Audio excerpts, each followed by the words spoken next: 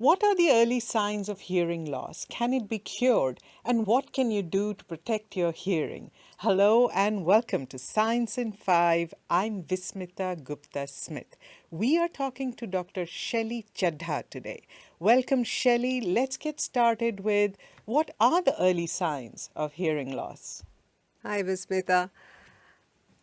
Well, perhaps one of the earliest indications that you could have a hearing loss is when you're not able to make out very clearly what people are saying in a noisy place, like a restaurant. If you go with friends and you have to keep asking them to repeat themselves because of the background noise and you can't make out clearly, then that is when you should suspect that you could have hearing loss.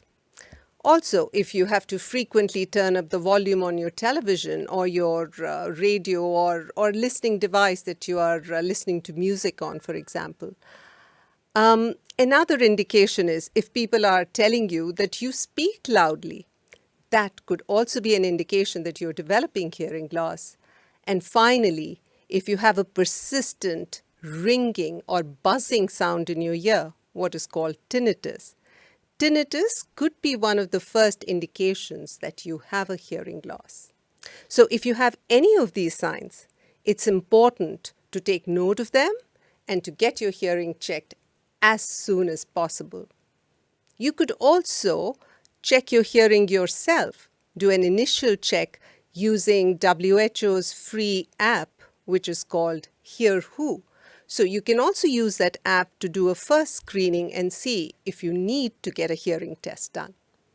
Shelly, can hearing loss be cured?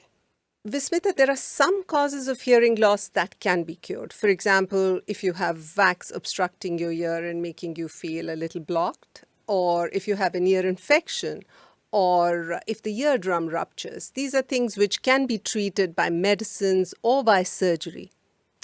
But a lot of hearing loss cannot really be cured. What can be done is that people with hearing loss can communicate better through the use of devices like hearing aids and cochlear implants. What's important for these interventions to be effective is that they should be initiated at the earliest possible. And for that, it's important that we get our hearing checked regularly and we watch for those signs of hearing loss that I already mentioned earlier. So, Shelly, talk to us about the steps we can take every day to protect our hearing. I'd like to start with what you should not do. So firstly, don't use anything, any Q-tips, cotton buds, pins, sticks to clean your ear. The ear is a self-cleaning organ. It doesn't need to be helped with these, and actually these can lead to infection, they can lead to obstruction, they can lead to rupture of the eardrum.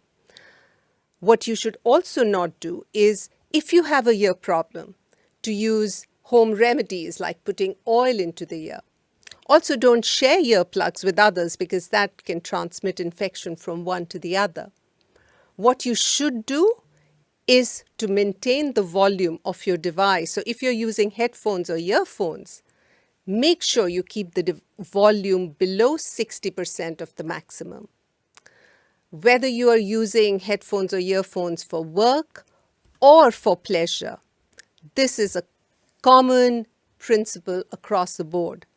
It's also important, if you're using it for listening to music, to limit the amount of time you spend on it and try to monitor your listening with the use of inbuilt apps which are available on your phones. If you're using the headphones for work, try to give your ears a break from time to time by using just the audio output of the computer to listen to a meeting or whatever it is you're listening to, if that's possible. And make sure that you don't keep using headphones again for leisure activities. Also, when you're in noisy places, use earplugs. Like if you're going to a noisy club or a noisy party, make sure you carry your little earplugs along and use them.